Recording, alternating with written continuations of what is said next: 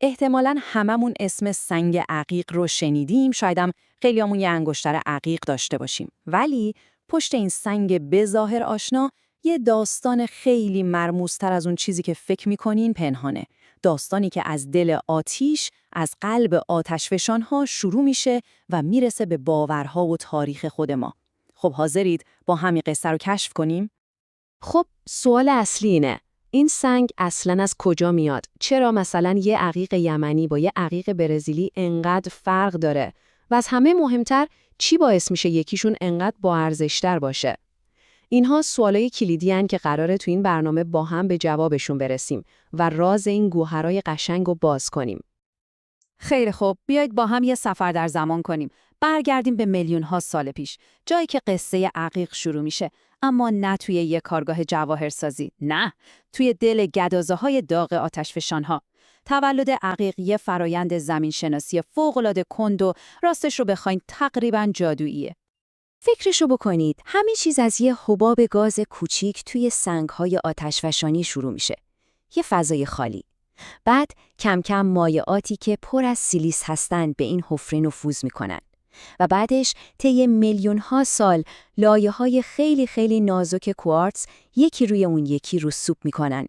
اما قشنگترین بخشش چیه؟ این رنگ‌ها و نقش‌های فوق‌العاده‌ای که می‌بینیم کار ناخالصی‌های معدنی مثل آهن و منگنزه. واقعا انگار طبیعت قلمو دستش گرفته و داره روی بوم سنگیش نقاشی میکشه. خب، از نظر علمی هویت عقیق چیه؟ خیلی ساده است. یه جور کوارتزه. اما نکته‌ای که برای ما مهمه سختیشه. بین 6.5 تا 7 در مقیاس ماست. این عدد چی میگه به ما؟ میگه سنگی که دستتونه حسابی مقاومه و تو استفاده روزمره به این راحتی‌ها خط و خش بر نمیداره. و دقیقاً همین ترکیب زیبایی و مقاومت عقیق رو انقدر محبوب کرده. حالا که فهمیدیم عقیق چطوری به دنیا میاد، وقتشه یه تور جهانی بزنیم، چون جالبه بدونید که هر معدن از ایران و یمن باستانی گرفته تا برزیل و آمریکای امروزی به این سنگ یه هویت، یه تاریخچه و یه ارزش کاملاً منحصر به فرد میده. بیایید با هم ببینیم این تفاوت‌ها دقیقاً چیا هستن. این جدول خیلی خوب تفاوت‌ها رو نشون میده. نگاه کنین.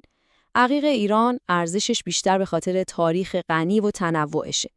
اما عقیق یمن به خاطر داستان‌های مذهبی اون رنگ قرمز یاقوتی خاصش یهو قیمتش خیلی خیلی بالاتر میره. از اون طرف برزیل رو داریم که مثل یک کارخونه عظیم تولید انبوه میکنه و بازار جهانی دستشه. آمریکا هم روی گونه‌های خیلی خاص و نایاب تمرکز کرده. مثلا عقیق آتشی که دل کلکسیونرها رو میبره. میبینید هر کدوم یه دنیای متفاوتن. خیلی خوب، رسیدیم به قلب ماجرا. حالا میخوایم دقیقاً بفهمیم چی باعث میشه یه تیکه سنگ عقیق از یه تیکه دیگه با ارزش‌تر باشه. و بهتون بگم جوابش خیلی پیچیده تر از چیزیه که فکر میکنید. ببینید ارزش‌گذاری الماس خیلی سرراسته. 4 تا معیار استاندارد جهانی داره و تمام. اما برای عقیق قضیه کاملا متفاوته. ما اینجا با 3 تا بعد پیچیده سر و کار داریم. اولیش کیفیت علمی خود سنگه، یعنی رنگش، طرحش، شفافیتش. دوم که شاید از همه مهمتر باشه، اهمیت فرهنگی و تاریخی اون سنگه. و بعد سوم هم نیروهای بازاره، یعنی عرضه و تقاضا. ارزش واقعی عقیق از ترکیب این 3 تا به دست میاد. برای اینکه ببینید داستان چقدر میتونه از خود سنگ مهمتر باشه، بیاید یه نگاه به عقیق یمنی درجه 1 بندازیم. باورتون میشه 60% ارزش این سنگ فقط و فقط به خاطر اهمیت مذهبی و فرهنگیه که پشتشه. یعنی خود کیفیت سنگ و بازار روی هم فقط 40% ماجرا رو تشکیل میدن. این یعنی چی؟ یعنی ما داریم برای داستان و باوری که همراه سنگ پول میدیم، نه فقط برای ساختار زمین شناسی. البته این به این معنی نیست که کیفیت فیزیکی سنگ مهم نیستا. اتفاقاً خیلی هم مهمه. یه گوهرشناس وقتی به یه عقیق نگاه میکنه دنبال چیا میگرده؟ دنبال رنگ‌های زنده و عمیق، الگوهای طبیعی و نایاب مثل عقیق چشمی، شفافیت و درخشش بالا و از همه مهمتر سلامت کامل سنگ. اینو یادتون باشه، یه ترک یا ناخالصی خیلی کوچیکم میتونه ارزش سنگ رو حسابی بیاره پایین. شاید براتون جالب باشه اگه بدونید که عقیق فقط برای انگشتر و گردنبند نبوده. اصلاً این سنگ یه سفر خیلی عجیب و غریب داشته. از مهرهای پادشاهان تو دوران باستان بگیر تا ابزارهای فوق دقیق توی آزمایشگاه‌های مدرن.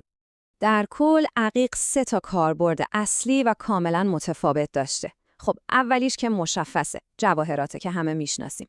دومیش کاربرد معنوی و باورهایی که بهش وصله، مثلا میگن عقیق قرمز انرژی میده، عقیق سبز آرامش. و اما سومی که کمتر کسی ازش خبر داره، کاربرد صنعتیشه. به خاطر همون سختی بالاش ازش برای ساختن ابزارهای دقیق و مهرهای سلطنتی استفاده میکردن. یعنی از یه محافظ معنوی تا یه ابزار دقیق، واقعا فوق‌العاده است. بسیار خوب. حالا که این همه چیز یاد گرفتیم، بیایید همه این اطلاعات رو تبدیل کنیم به یه راهنمای کاربردی.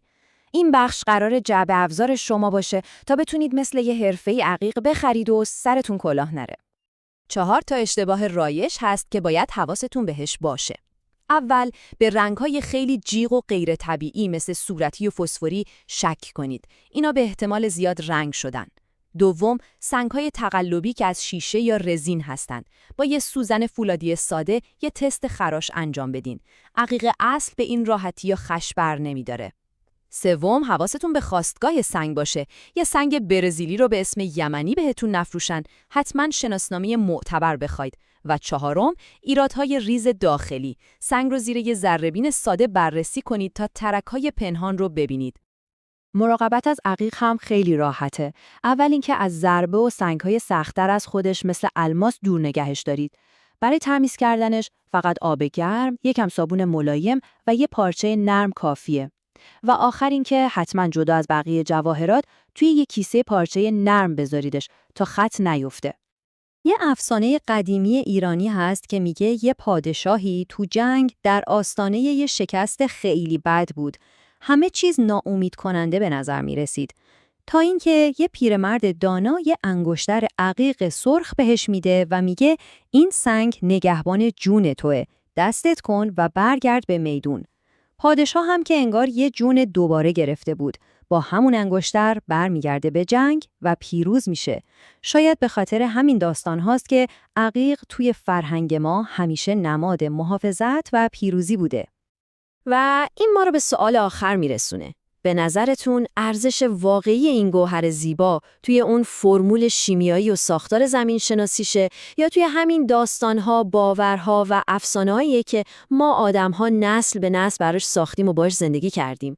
شاید هم ارزش واقعی دقیقاً توی همین پیوند بین سنگ و داستانه.